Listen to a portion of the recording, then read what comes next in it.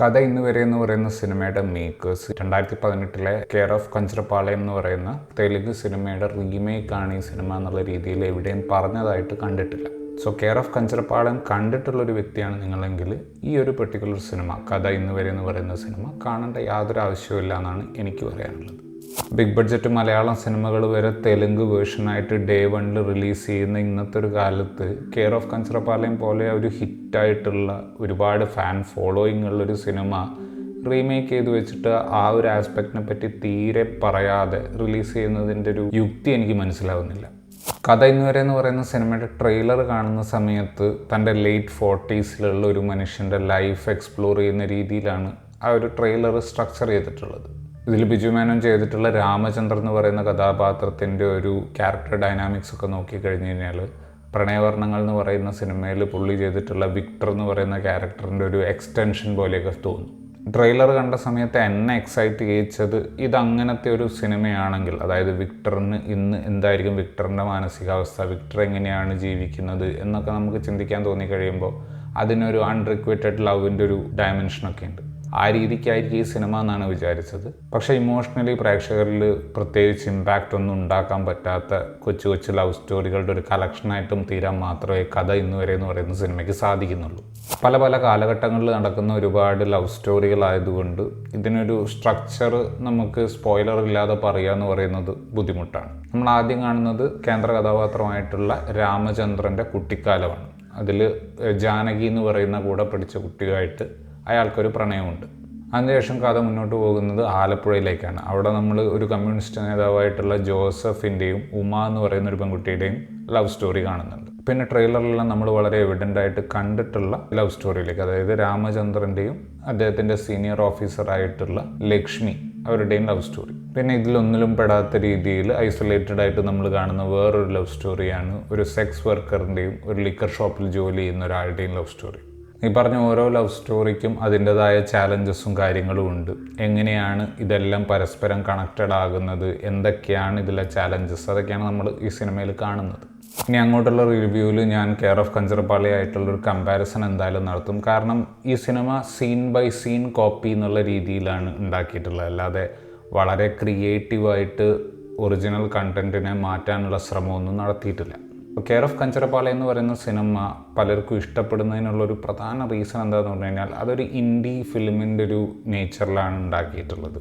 വളരെ ലിമിറ്റഡ് ആയിട്ടുള്ള ബഡ്ജറ്റിൽ വളരെ ഓർഗാനിക് ആയിട്ടുള്ള പെർഫോമൻസ് കൊണ്ടുവരുന്ന സിനിമയ്ക്ക് ഒരു വല്ലാത്തൊരു റിയൽനെസ് ഉണ്ട് കാണാൻ. ടെക്നിക്കലി വളരെ ലിമിറ്റഡ് ആയിട്ടുള്ളൊരു സിനിമയാണെങ്കിൽ പോലും കഥാപാത്രങ്ങളുടെ ഒരു റിയൽനെസ് കാരണം നമുക്ക് ആ സിനിമയോടൊരു പ്രത്യേക ഇഷ്ടം തോന്നും. കഥ ഇന്ന് വരെ എന്ന് പറയുന്ന ഇതിൻ്റെ മലയാളം വേർഷനിലേക്ക് വരുന്ന സമയത്ത് ആ സിനിമ ഫേസ് ചെയ്യുന്ന പ്രധാനപ്പെട്ട പ്രശ്നം എന്താണെന്ന് വെച്ച് കഴിഞ്ഞാൽ ഓരോരോ ട്രാക്കുകൾക്കും ഒരു ഡെപ്ത് ഉണ്ടാക്കാൻ വിഷ്ണു മോഹൻ എന്ന് പറയുന്ന സംവിധായകന് സാധിക്കുന്നില്ല.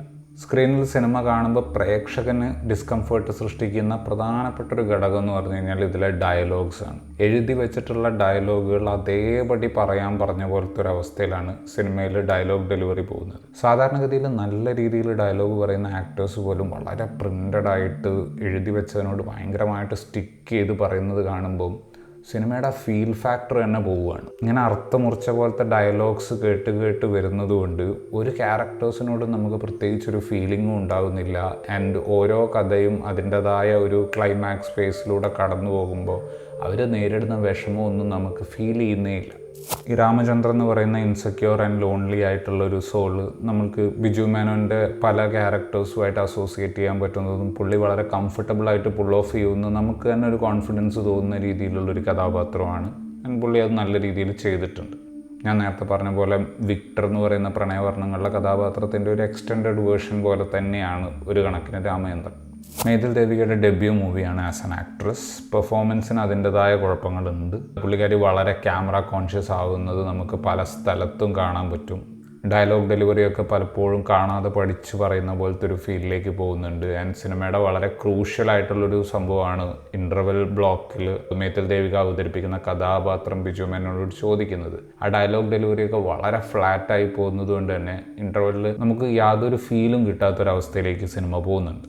ജോസഫ് എന്ന കഥാപാത്രമായിട്ട് അനു മോഹൻ ഓക്കെ ആയിരുന്നു.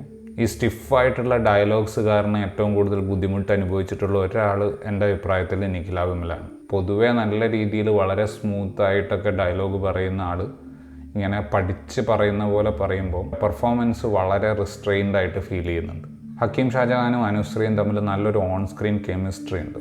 പക്ഷേ എഴുത്തിൻ്റെ പാളിച്ചകൾ കാരണം അവിടെയും ആ ലവ് സ്റ്റോറിയിലും നമുക്കൊരു ഫീൽ ഫാക്ടർ കിട്ടുന്നില്ല. ഇതിനു മുമ്പ് മേപ്പടിയ എന്ന് പറയുന്ന സിനിമ സംവിധാനം ചെയ്തിട്ടുള്ള വിഷ്ണു മോഹൻ പരാജയപ്പെടുന്നത് കെയർ ഓഫ് കഞ്ചറപ്പാള എന്ന് പറയുന്ന സിനിമയുടെ സോൾ എന്താണെന്ന് മനസ്സിലാക്കുന്നിടത്താണ്. കഥാപാത്രങ്ങളുടെ ഒരു സിൻസിയറിറ്റി ആളുകളിലേക്ക് എത്തിക്കുന്നതിലായിരുന്നു സത്യം പറഞ്ഞാൽ കെയർ ഓഫ് കഞ്ചറപ്പാള എന്ന് പറയുന്ന സിനിമ വിജയിക്കുന്നത്. എക്സ്ട്രീം ആയിട്ടുള്ള മെലോ ഡ്രാമയൊന്നും നമുക്ക് ആ സിനിമയിൽ അങ്ങനെ കാണാൻ സാധിക്കില്ല.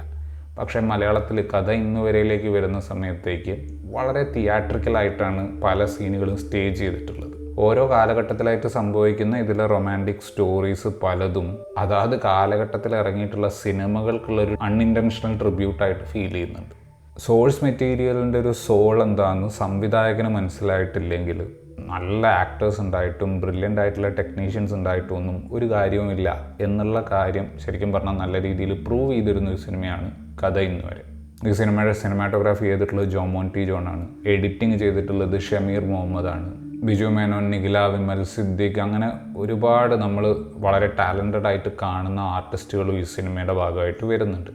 എന്നിട്ട് പോലും തെലുങ്കിൽ വന്നിട്ടുള്ള ആ ഇൻഡി സിനിമയുടെ ഒരു ഭംഗി ഈ സിനിമയ്ക്ക് ഉണ്ടാക്കാൻ സാധിച്ചിട്ടില്ല. ക്ലൈമാക്സിനേക്ക് അടുത്ത് വരുന്നൊരു സീനിൽ ഹക്കീം ഷാജഹാൻ്റെ ക്യാരക്ടർ ഒരു മിന്നായം പോലെ വന്നു പോകുന്ന ഒരു സാധനം മാത്രമാണ് ക്രിയേറ്റീവായിട്ട് വിഷ്ണു മോഹൻ ഈ സിനിമയിലേക്ക് ചെയ്തിട്ടുള്ള ഒരേ ഒരു സ്വന്തം സിഗ്നേച്ചറിന് വേണ്ടിയിട്ടോ എന്തെങ്കിലും ഒരു വ്യത്യാസത്തിന് വേണ്ടി ചെയ്തിട്ടുള്ളൊരു കാര്യം. സത്യം പറഞ്ഞു കഴിഞ്ഞാൽ ആ ഒരു തീരുമാനം കൂടുതൽ കൺഫ്യൂഷൻ ഉണ്ടാക്കാനേ സഹായിക്കുന്നുള്ളൂ. ഈ സിനിമയ്ക്ക് ഏതെങ്കിലും രീതിയിൽ ഒരു ഇമോഷണൽ ഇമ്പാക്റ്റ് ക്രിയേറ്റ് ചെയ്യാൻ പറ്റുമെന്ന് എനിക്ക് തോന്നുന്നുണ്ടായിരുന്നെങ്കിൽ അറ്റ്ലീസ്റ്റ് കെയർ ഓഫ് കഞ്ചറപ്പാളയും കാണാത്ത ആളുകളോടെങ്കിലും നിങ്ങളിത് കണ്ടു നോക്കുമെന്ന് എനിക്ക് പറയാൻ തോന്നുമായിരുന്നു. പക്ഷേ ഡെപ്ത് ഇല്ലാതെ ഒരു സ്റ്റോറിയിൽ നിന്നും അടുത്ത സ്റ്റോറിയിലേക്ക് ഇൻ്റർകട്ട് ചെയ്തു പോകുന്ന ഈ സിനിമ കാണുന്നതിനേക്കാളും നല്ലത് ഇതിൻ്റെ ഒറിജിനൽ അത് ആമസോൺ പ്രൈം വീഡിയോയിൽ ഇപ്പോൾ അവൈലബിൾ ആണ്. അത് കണ്ടു നോക്കുന്നതാണ്. സിനിമയുടെ പേര് കെയർ ഓഫ് കഞ്ചറപ്പാളയം.